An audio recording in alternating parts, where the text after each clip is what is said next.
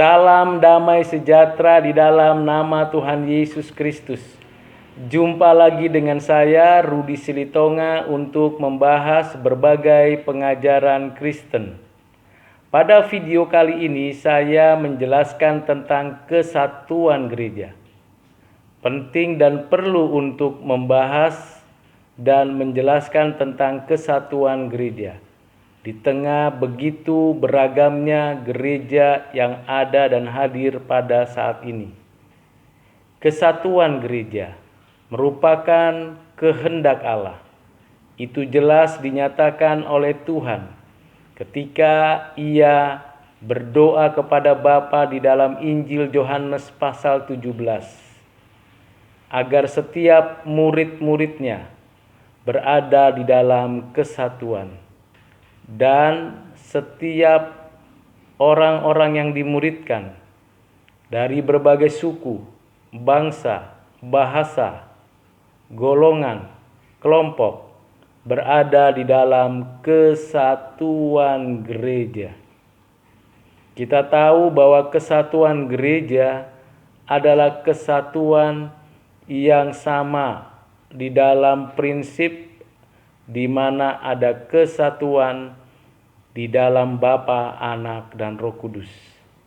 Tentulah kita tahu ketiga pribadi yang esa ini adalah satu adanya. Di dalam atributnya, di dalam seluruh naturnya, di dalam melaksanakan seluruh karya penciptaan, providensinya, dan juga penebusan.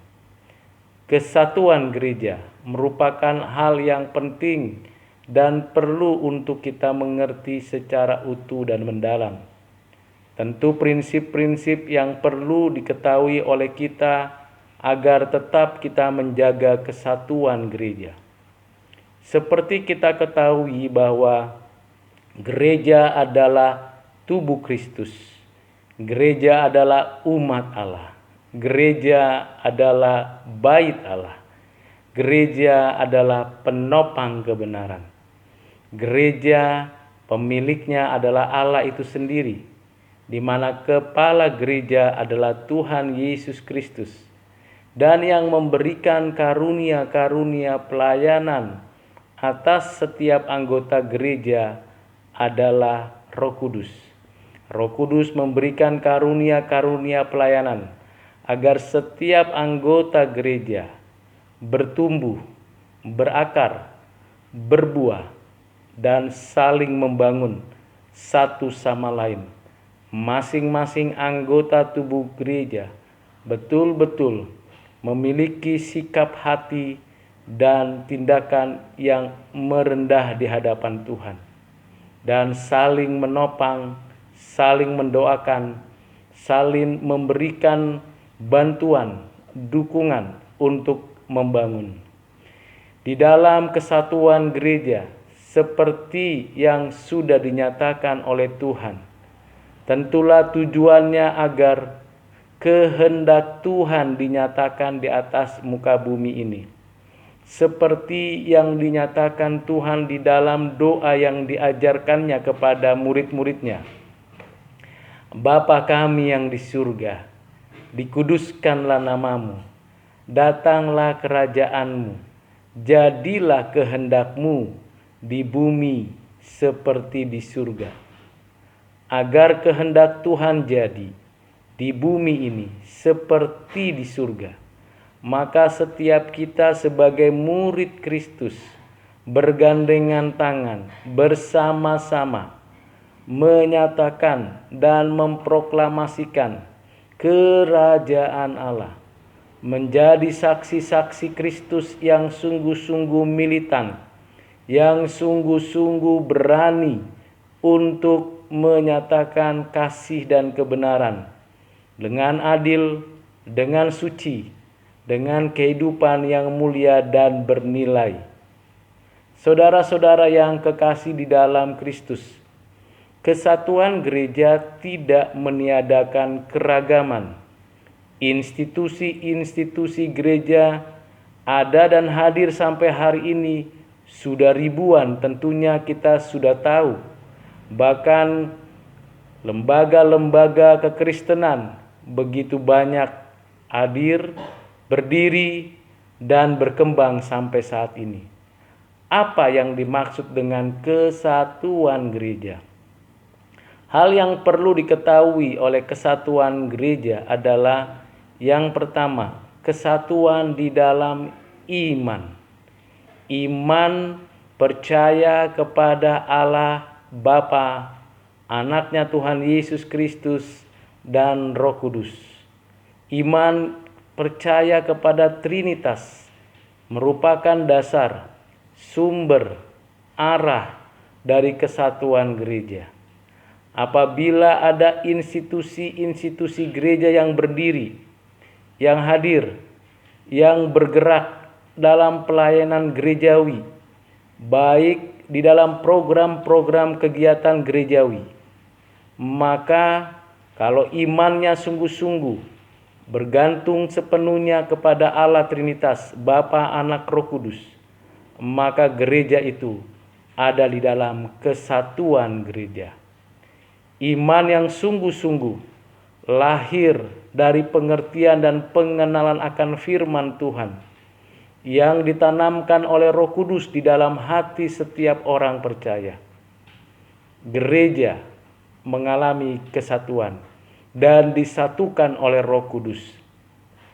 Yang kedua, kesatuan di dalam percaya kepada apa yang diajarkan di dalam Alkitab, bahwa Alkitab adalah firman Tuhan. Tidak ada firman lain yang tertulis selain Alkitab. Sehingga di dalam seluruh keberadaan Alkitab, dari mulai Kejadian sampai Wahyu, di mana setiap huruf, kata, kalimat, narasi yang ada di dalam setiap kitab yang dituliskan oleh hamba-hamba Tuhan, baik para nabi, para rasul, ataupun orang-orang yang dituntun oleh Tuhan, mereka menulis berdasarkan inspirasi oleh Roh Kudus, sehingga seluruh pengajarannya, pengertian, serta fakta dan data yang ada di dalam Alkitab adalah benar. Karena itu kesatuan gereja harus di dalam pengertian percaya kepada kebenaran yang dijelaskan di dalam Alkitab, di mana Alkitab adalah firman Tuhan. Alkitab bukan sebagian firman Tuhan. Alkitab bukan hanya tulisan atau bagian daripada pemikiran manusia. Alkitab adalah firman Tuhan. Jadi kalau ada institusi gereja, lembaga gereja, atau kelompok-kelompok Kristen yang ada dan sudah berdiri di atas muka bumi ini, tentu haruslah memahami dan percaya bahwa Alkitab adalah firman Tuhan. Kecuali mereka yang tidak mempercayai Alkitab adalah firman Tuhan dan tidak ada lagi tulisan lain yang disetarakan sebagai firman Tuhan, maka orang-orang yang memakai tulisan-tulisan lain sebagai setara dengan firman Tuhan itu tidak mungkin disatukan menjadi satu kesatuan dengan gereja yang dimaksud oleh Tuhan. Karena itu saudara-saudara yang kekasih di dalam Kristus, percaya bahwa Alkitab adalah firman Tuhan merupakan hal yang paling penting untuk dimengerti dengan baik. Kalau ada aliran, denominasi, ataupun kelompok-kelompok yang mengaku katanya Kristen, tetapi tidak mempercayai, tidak menerima Alkitab adalah firman Tuhan, bahkan mempunyai kitab-kitab yang lain, tulisan-tulisan lain yang bukan diinspirasikan oleh Roh Kudus, maka sesungguhnya gereja tersebut bukanlah gereja yang sejati, sehingga tidak mungkin ada di dalam kesatuan dengan gereja yang sesungguhnya. Dan tentulah kelompok-kelompok tersebut tidak mungkin berada di dalam kesatuan yang sesungguhnya. Yang ketiga, Kita percaya dan mengakui dengan sungguh-sungguh bahwa Tuhan Yesus Kristus adalah Tuhan dan Juru Selamat satu-satunya, penebus yang diutus oleh Bapa, Anaknya yang tunggal, yang ilahi, yang inkarnasi menjadi manusia, yang mati di atas kayu salib, yang bangkit pada hari ketiga, yang naik ke surga, duduk di sebelah kanan Allah Bapa. Keyakinan dan kepercayaan gereja akan pribadi Kristus yang ilahi dan yang manusiawi, yang satu hakikat dengan Bapa dalam keilahiannya, yang tentunya setelah mati dan bangkit dari segala sesuatu yang terjadi di dalam pelayanan-pelayanannya. Kita percaya kepada Tuhan Yesus Kristus, satu-satunya mediator, satu-satunya penebus, satu-satunya juru selamat. Tidak ada di bawah kolong langit ini yang olehnya manusia beroleh keselamatan kecuali di dalam nama Tuhan Yesus Kristus. Dalam percaya dan pengakuan iman yang seperti inilah ada kesatuan gereja. Apabila ada sekelompok orang yang mengaku beragama Kristen, yang mengaku adalah gereja, tetapi tidak mengakui Kristus satu-satunya Tuhan dan Juru Selamat, tidak mengakui Kristus satu-satunya pengantara dan mediator, maka tidak mungkin berada di dalam kesatuan gereja. Itulah sebabnya kita harus mengerti dengan benar tentang kesatuan gereja. Iman percaya kepada Bapa, Anak, Roh Kudus. Iman percaya bahwa Alkitab adalah firman Tuhan. Iman percaya bahwa Yesus Kristus adalah Tuhan dan Juru Selamat satu-satunya.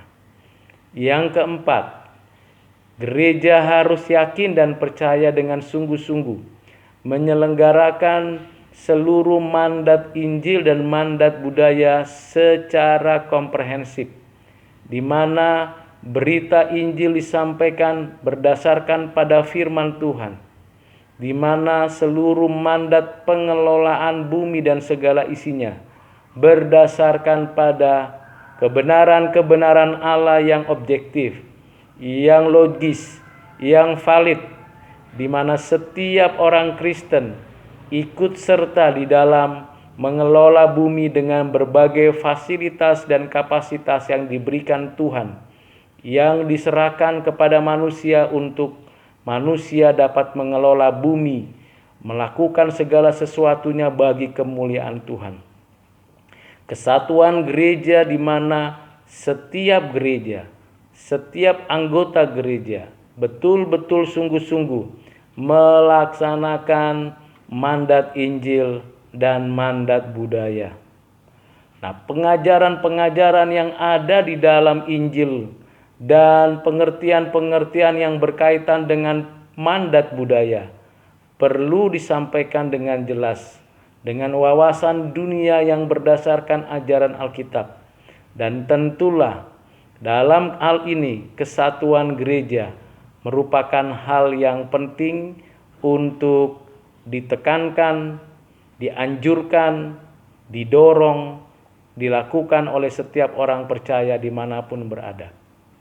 4 hal ini dapat menjadi dasar, prinsip, arah dari kesatuan gereja, yaitu iman percaya kepada Allah Bapa, Anak, Roh Kudus, meyakini dengan sungguh-sungguh bahwa Alkitab adalah firman Tuhan, percaya bahwa hanya Yesus Kristus satu-satunya Tuhan dan Juru Selamat, penebus hidup manusia, dan pelaksanaan mandat Injil dan mandat budaya secara utuh. Karena itu saudara-saudara yang kekasih di dalam Kristus, 4 hal yang dasar ini menjadi kekuatan bagi kesatuan gereja. Apa saja yang menyebabkan kesatuan gereja tidak terjadi di dalam kehidupan orang-orang percaya? Pertama adalah idolaisme. Ada kelompok-kelompok yang mengidolakan hamba-hamba Tuhan tertentu.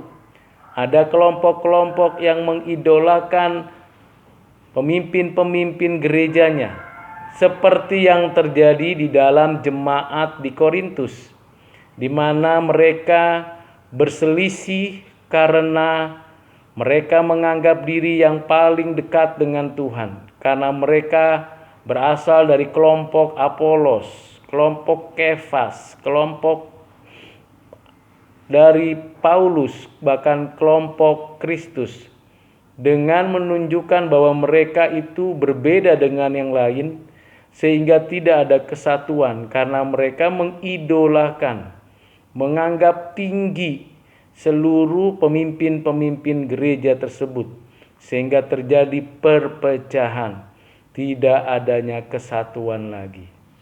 Yang kedua adalah bagaimana setiap gereja, institusi gereja, lembaga-lembaga gereja yang ada itu selalu meninggikan jabatan-jabatan gerejanya yang lebih penting, lebih utama, lebih bersungguh-sungguh menjadi wakil Tuhan di atas muka bumi dibandingkan dengan yang tidak memiliki jabatan gereja.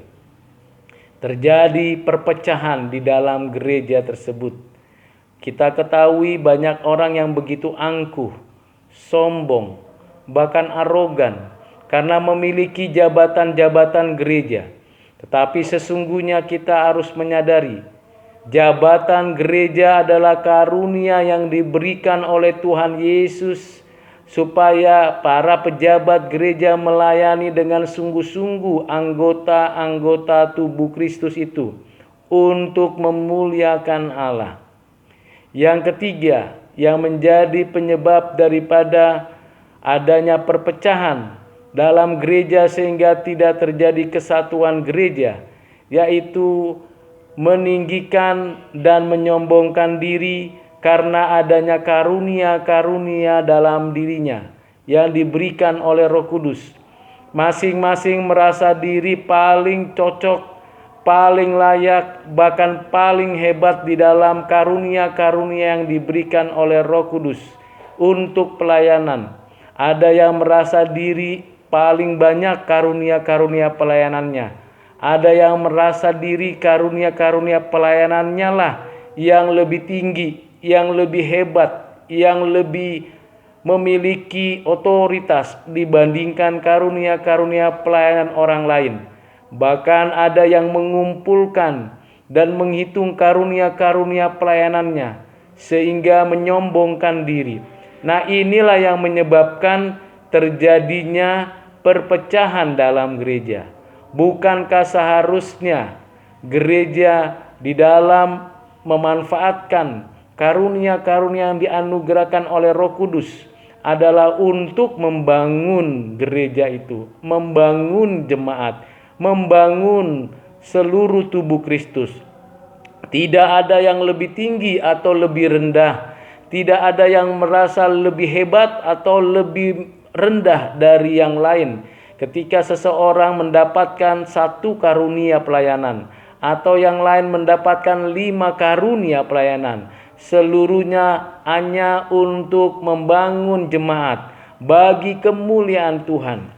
Sama-sama diberikan karunia, sama-sama diberikan tanggung jawab. Yang banyak diberi dituntut lebih banyak. Yang ada diberikan maka harus dipertanggungjawabkan, bukan ditanam, dibiarkan begitu saja, tetapi harus dikembangkan, ditumbuh kembangkan karunia-karunia pelayanan tersebut. Yang keempat, adanya perpecahan oleh karena keinginan daging, keinginan dunia, dan keangkuhan hidup, di mana uang, jabatan, posisi menjadi rebutan, sehingga terjadi perpecahan di dalam gereja. Sistem dan bentuk pemerintahan boleh jadi beda, tetapi kita harus tahu bahwa hal-hal duniawi, kedagingan, keinginan mata, keangkuhan hidup dapat menyeret orang-orang Kristen menjadi orang-orang yang justru bukan menyatukan gereja, tapi memecah belah gereja. Nah, ini adalah 4 hal yang menyebabkan terjadinya perpecahan gereja, sehingga kehendak Tuhan untuk kesatuan gereja tidak terjadi pada tubuh Kristus. Pertama, tadi saya jelaskan tentang idolaisme. Yang kedua adalah jabatan gerejawi. Yang ketiga adalah karunia-karunia pelayanan. Yang keempat adalah segala sesuatu yang bersifat duniawi, keinginan daging, keinginan mata, dan keangkuhan hidup. 4 hal ini sungguh-sungguh harusnya tidak terjadi pada diri orang percaya. Itulah sebabnya kita harus berjuang untuk menegakkan kembali kesatuan gereja. Kalau saudara dan kita sekalian ingin menyatukan gereja, bukan untuk menyatukan institusi gereja, bukan untuk menyatukan sinode yang ada, bukan untuk menyatukan kelompok-kelompok yang sudah bertumbuh, berakar, berbuah, tetapi yang paling penting adalah kesatuan di dalam pengertian yang benar, iman yang benar, pemahaman yang utuh, dan seluruhnya bagi kemuliaan Tuhan.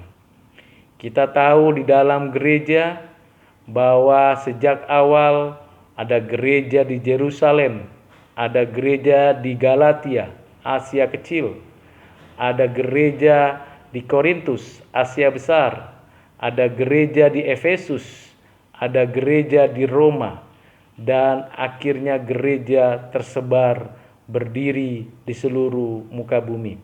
Ada gereja yang berbahasa daerah, ada gereja yang berbahasa nasional atau negaranya, ada gereja yang di pedalaman, di pedesaan, di kota kecil, di kota besar.